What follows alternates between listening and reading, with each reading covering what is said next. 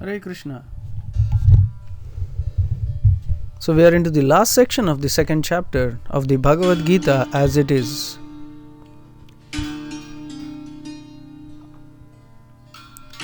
This last section deals with the symptoms of a self-realized soul. The self-realized soul in the Bhagavad Gita is called as Sthita Prajna. Prajna means consciousness and Sthita means fixed. The symptoms of a self-realized soul are one whose consciousness is fixed in samadhi. So when your consciousness is fixed in spiritual life, you have to follow the orders of the Lord. Fixed consciousness means serving Krishna unconditionally.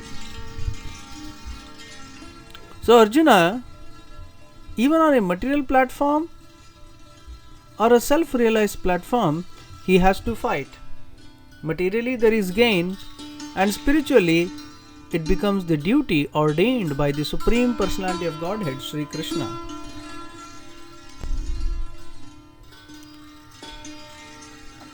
So Arjuna asks here the symptoms of a self-realized soul. Krishna so far has been talking about how to control the mind, how to fix the mind, how to practice spiritual life, the importance of spirit soul. So Arjuna now is asking, suppose one is self-realized, what are his symptoms? He asks, Sthita prajnasya ka bhasha, samadhistasya keshava, sthitadi kim prabhasheta, kim asita vrajeta kim. So Arjuna said, O Krishna, what are the symptoms of one whose consciousness is merged in transcendence? How does he speak? What is his language? How does he sit? How does he walk? Means, what is his behavior? What is the behavior of a self-realized soul? So Krishna answers, Shri Bhagavanu Vacha Prajahati Yada Kaman Sarvan Partha Manogatan Atmanyevatmana Tushtaha Sthita Prajnastadhochate Prajahati Yada Kaman. O Partha, when a man gives up all varieties of desire for sense gratification which arise from mental concoction. Mental concoction means simply a man thinks that by doing this I'll be happy. So mind gives a wave of thought. Oh, this will give you happiness, this will give you happiness, this sense activity will give you happiness, this will give you happiness. But when the mind is purified, finds satisfaction in the self alone, then he is said to be in pure consciousness. I have given two examples there. He has no attraction for television or malls. These are two of the biggest things in this material world right now. Sports, malls, sports mainly through television, serials. So this has killed culture like anything else. So the mind is totally fixed on television. But instead, if one has the tenacity or the strength to give up television, then the mind becomes free from so many sinful activities. So, Krishna says that when there is a desire for sense gratification, a self-realized soul, he immediately sees, oh, this desire is not conducive for spiritual life. Because Krishna has explained what does he want from his devotee. What is he expecting? So, to satisfy Krishna, to give pleasure to his senses, a devotee has to give up gratifying his own senses. He has to satisfy senses of Krishna, but in doing so, he is satisfied, and when the soul is satisfied, everything is satisfied. So we should look for the satisfaction of the soul, and satisfaction of the soul is in the satisfaction of Krishna. So that's what it means.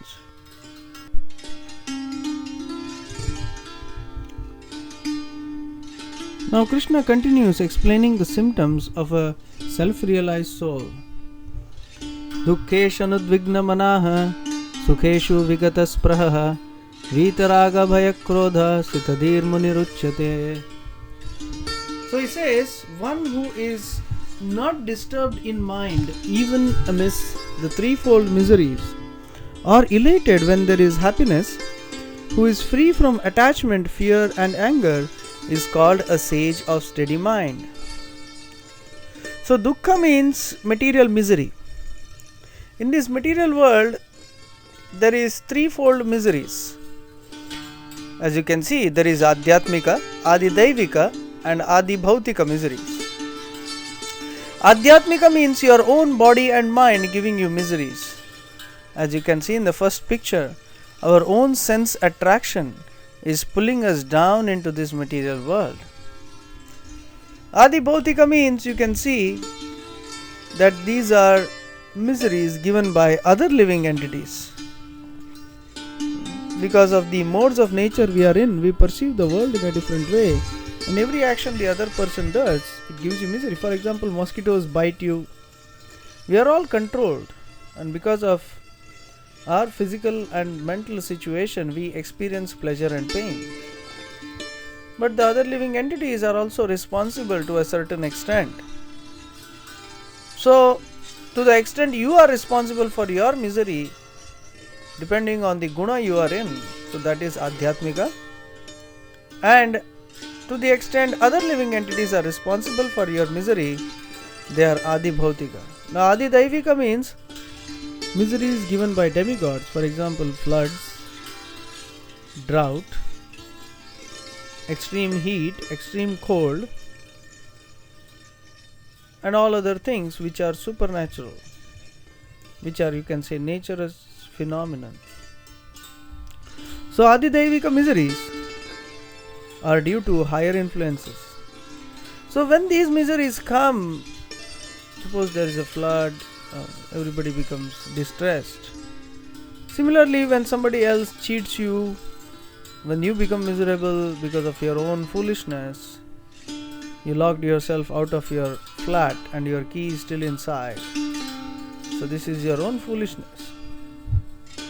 So when one is not disturbed even in the midst of threefold miseries, or elated when there is happiness, and who is free from attachment, fear and anger, is called as a sage of steady mind. So he should be free from attachment, fear and anger. So these are the three symptoms. Attachment means material attachment. We have attachment to so many things, our dog, our house, our bank balance, everything, we are so attached. Suppose we lose them, it will be very difficult for us to live. There are so many things we are attached to which we do not need. So that is called material attachment. Fear and anger. So because there is attachment, there is fear. And when our attachment is disturbed, we become angry. So such a person who is free from attachment, fear and anger is called as a sage of steady mind. He is called as Sthitadhir Muni. Muni means one who comes up with some kind of philosophy. Everybody has some philosophy. Oh, my philosophy is to make money. Oh, my philosophy is to do something, some social work, something. Everybody comes up with some philosophy with which he bases his life on. But Sthitadhir Muni means one who has conquered these three things, and that can be only a person who is in Krishna consciousness. यह सर्वत्र नाभिस्नेहास्तद्दत् प्राप्य शुभाशुभं नाभिनन्दति न द्वेष्टि तस्य प्रज्ञा प्रतिष्ठिता. In the material world, one who is unaffected by whatever good or evil he may obtain, neither praising it nor despising it, is firmly fixed in perfect knowledge. So perfect knowledge means to be established in equanimity. When one is established in the self, understanding that higher pleasure is in the spirit soul, he is not really disturbed by anything material, good or bad, that he may obtain. Sometimes we strive very hard and we may not obtain the result we desired for. But that at that moment he does not give up his spiritual services. Or he may obtain something higher. He may get a lot of money, he may even win a jackpot. But a devotee, even though he may become rich, he does not think that, oh yes, I worship Krishna, so Krishna gave me money and that's it, I am happy, I will lead a happy life now, enjoying the senses. No. So devotee may obtain money or may not obtain money or riches or wife or something, but one who is spiritually realized, he is fixed in spiritual knowledge, means he continues his worship as he was doing it before. So that is called fixed in mind. The further symptoms of a sthita prajna: yada samharate chayam kurmongani vasarvashah indriyanendriyatebhyas tasya prajna pratishtita. So one who is able to withdraw his senses from sense objects as a tortoise withdraws its limbs within the shell is firmly fixed in perfect consciousness. So Krishna is trying to say that there are senses and there are sense objects. It is very common for a young man to be attracted to a young girl, or even for an old man to be attracted to a young girl. So there are senses and sense objects. But an intelligent person is one who, understanding that this is simply a cause of misery and will take me away from spiritual realization, will withdraw his senses from that object. Means, very simply, we will not visit places where passion is predominant, for example clubs, bars, or such places, except for preaching. But even that is very, very difficult. So one who is firmly fixed in spiritual consciousness, he keeps his senses pure and clean, taking bath twice or thrice a day. And in that way, if you take bath twice a day, even after you go to the toilet or something, and make sure you are clean. Every time you go to the toilet, if you take bath, then you feel even more refreshed. It is said that if we take bath twice a day or thrice a day, then we will remain clean and we will not be attracted towards the opposite sex. So one way to keep ourselves from getting passionate is to remain clean, keep our surroundings clean, eat proper food, always look at Krishna. In terms of food, we can always have Krishna Prasad, but not too much, but in a proper quantity. So withdraw his senses from sense objects. So sometimes you go to a party, there is too much to eat. By eating too much though, we will lose our mind control. That's what Rupa Goswami says. That eating too much can lead to a disaster in spiritual life. So one should be very controlled in terms of eating, sleeping. Just like a tortoise withdraws its limbs within a shell when there is danger. So we should satisfy the senses as much as required and not more. So Krishna says, if one gets a higher taste of spiritual life, then he will give up the lower taste. Vishaya vinivartante niraharasya dehinaha rasavarjam rasopyasya param drashtva nivartate. The embodied soul may be restricted from sense enjoyment. Means we can stop ourselves from sense enjoyment, but the taste for the sense object is there. We have all experienced some kind of material happiness. Because of that, moment that pleasure comes in front of you, somebody is addicted to smoking, even if he has given up smoking, whenever he sees somebody else smoking, he might get attracted. But seizing such engagements by experiencing a higher taste, he is fixed in consciousness. But what taste he is getting is something higher than what he has experienced so far. So that is called as param drashtva nivartate.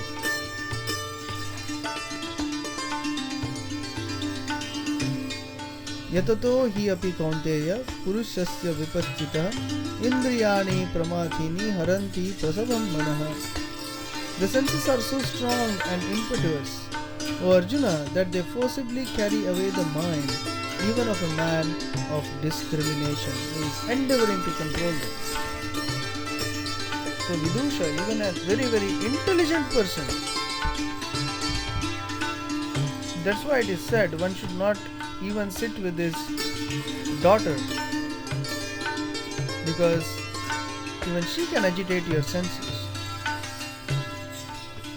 So the senses are always agitated. moment you look at the picture, poster of a movie, you get agitated and you feel like watching the movie. So there is a lot of attraction. So Krishna says that the senses are so strong, even a man who is trying to discriminate what is good and bad, even he will get pulled into it.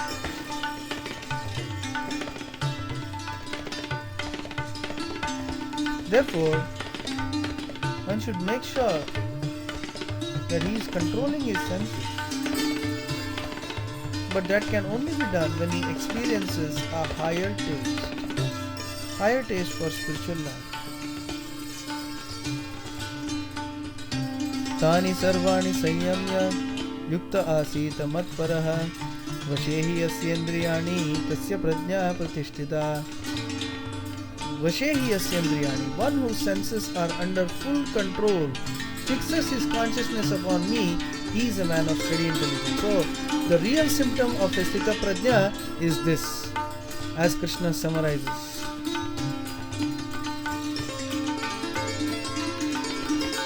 That one who keeps his senses under full control and fixes his consciousness upon Krishna, such a person is known as a man of steady intelligence. So this is the sum and substance. Controlling our senses and fixing up our mind on Krishna, this is the higher taste. This is the spiritual taste.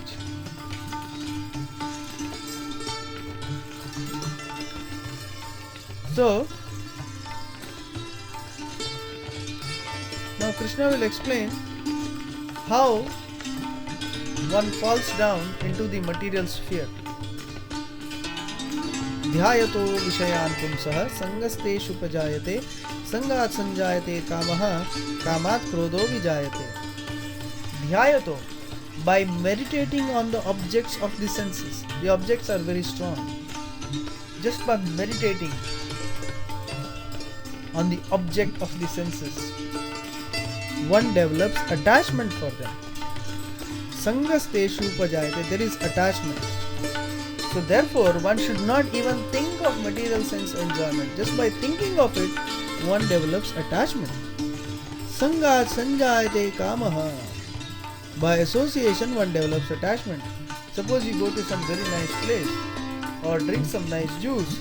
Moment you taste it, moment you get a taste for it, you become attached. So when one develops, when one enjoys some material enjoyment, there is a samskara or an impression in the mind created.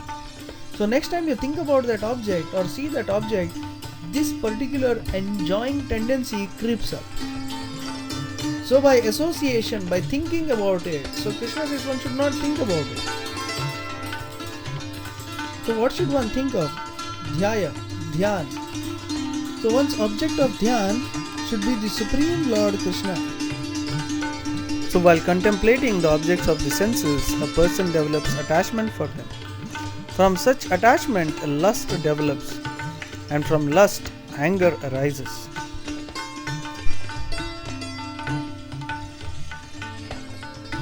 Krodhat bhavati sammohah, sammohat smriti vibramah, smriti bhramshat buddhinasho, buddhinashat pranashyati. From anger, complete delusion arises. So when lust is unsatisfied, there is anger. And when man gets anger, he loses his sense of discrimination. We can all see when we get angry, we lose our self-control. This is because anger is a personality and he causes us to commit sinful activity. Because we lose our memory and discrimination. Discrimination is called viveka. So this is completely lost. Buddhi nasho. But the greatest loss is that one loses one's intelligence, how to act in a discriminating manner. Therefore, thinking of an object of senses, one gets attached and lust develops. But this attachment, this lust, when unsatisfied, turns into anger. And anger, because of anger, one loses one's intelligence. When intelligence is lost, everything is lost. There is a saying in English, when wealth is lost, nothing is lost. When health is lost, something is lost. When character is lost, everything is lost. So a person who does not meditate upon the object of the senses but meditates on Krishna, he becomes eligible for the mercy of the Lord. Ragadvesha vimuktaistu vishayan indriyaicharan atmavashair videyatma prasadam adhigacchati. A person who is free from all attachment and aversion and able to control his senses through regulative principles of freedom can obtain the complete mercy of the Lord. So one who is mukta, free from raga, attachment, dvesha, anger, and one who has controlled his senses. So in this material world, one should neither be averse nor attached to any object. One should be neutral. So devotees are neutral to this material world. Those who are spiritualists understand this material world is full of duality. Therefore they are neutral to this world. Prasade sarva dukkhanam anirasyopajayate prasanna chetoso hiyashu buddhi paryavatishtate. For one who is thus satisfied in Krishna consciousness, the threefold material miseries exist no longer. In such satisfied consciousness, one's intelligence is soon well established. We spoke about loss of intelligence because of anger, loss of memory and bewilderment. But when the senses are controlled and focused on Krishna, when one practices devotional service, when one practices chanting of the Hare Krishna Maha Mantra, Hare Krishna, Krishna Krishna, Hare Hare, Hare Ram, Ram Ram, Hare Hare, and obtains the mercy of Krishna, and when Krishna is merciful on that particular spirit soul, his intelligence is soon well established. So very soon, Arjuna's intelligence is also well established, as we will see at the end of this Bhagavad Gita. Right now, Arjuna is in a state of bewilderment, in confusion, because of his lust and attachment towards the opposite party or even his own party. But Krishna, by speaking the Bhagavad Gita, will free him from all such confusion. Nasti buddhira yuktasya nacha yuktasya bhavana nacha bhavayatah shantir ashantasya kutas sukham. One who is not connected with the Supreme in Krishna consciousness can have neither transcendental intelligence nor a steady mind, without which there is no possibility of peace. How can there be any happiness without peace? So Krishna is saying that ayukta, that a person who is not connected to Krishna, that means he has not yet got the balance of life. Animals do not have a balance. Animals just act according to instinct. They cannot improve their character. But human has got intelligence which has to be used in Krishna consciousness only. Otherwise, our intelligence is as good as that of the animals, just trying to make a living. So real human life means to become yukta and to develop bhavana for Krishna, to develop attachment for Krishna, otherwise we will be attached to lust. So this attachment for Krishna makes one yukta, and that gives him happiness, sukham. Indriyanam hi charatam yanmano nuvidhiyate tadasya harati prajnam vayurnavam ivam bhasi. So Nava, that is a boat on an ocean, when it's floating, when there is a strong current, the boat goes according to the current. So similarly, the senses of a man who is always roaming, so the roaming is compared to the current, and the object that he focuses on just pulls him away. So that is why the senses should be under control. If you go to any temple, you see any Vishnu temple, there is tortoise below the temple. Means tortoise is a symbol of sense control, an avatar of Krishna. So temple is a place where one should engage his senses. A yogi tries to withdraw his senses, but a devotee tries to engage his senses and purify them. Therefore Krishna says, therefore, O mighty arm, one whose senses are restrained from their objects is certainly of steady intelligence. Ya nisha sarva bhutanam tasyam jagarti sanyami yasyam jagarti bhutani sa nisha pashyato bhanehi. What is night for all beings is the time of awakening for the self-controlled, and the time of awakening for all beings is night for the introspective sage. This is a very wonderful shloka by Krishna encouraging all the devotees. So Krishna is saying that the activities of a spiritualist, a materialist cannot understand. So a yogi is in the forest, he is meditating. Somebody is staying in Vrindavan, the holy dham of Krishna, and is simply chanting Hare Krishna, Krishna Krishna, Hare Hare, Hare Rama, Rama Rama, Hare Hare. So such a person, when he is chanting the Hare Krishna Maha Mantra, if a materialist sees him, he is thinking, oh my God, he is simply wasting his time. He should work hard, earn money and live a normal life. But instead he is simply chanting Hare Krishna. What will he gain? Will he gain life? Will he gain money? But spiritually does not understand about the spirit soul. And he does not understand that this chanting of Hare Krishna is what is sustaining this world, not the hard work of some industrialist, which is actually destroying this world. So the activities of a spiritualist are considered day, and the activities of a materialist are considered night.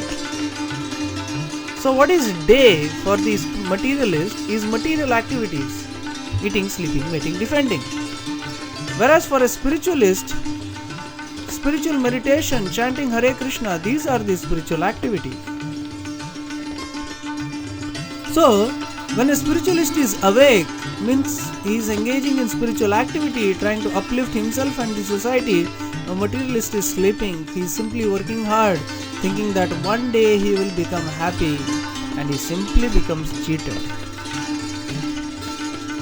So as we see, a spiritualist simply meditates, and until and unless the society en masse takes to chanting of the Hare Krishna Mahamantra, reading Srimad Bhagavatam, they are simply in darkness, as you see in the below picture. Bhagavatam is the only hope, and surrendering unto Krishna is the only hope for the human being.